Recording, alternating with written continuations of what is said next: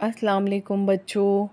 آج کی ہماری جو کہانی ہے اس کا نام ہے نادر کی شرارت۔ تو چلیے شروع کرتے ہیں۔ ایک دن نادر صبح سویرے اٹھا۔ اس کے آس پاس کوئی نہ تھا۔ ابو غسل کر رہے تھے، امی کی آواز دور سے آ رہی تھی، بھائی اور آپا سو رہے تھے۔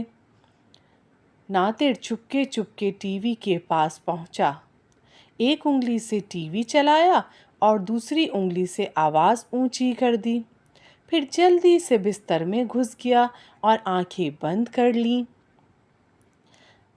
امی بھاگی بھاگی آئیں، ابو تولیہ لپیٹے ہوئے آئے، آپا نے دروازے کے پیچھے سے جھانکا، بھائی تکیہ تھامے آ گیا۔ صرف نادر چپ چاپ لیٹا ہوا تھا۔ یہ شرارت کس نے کی؟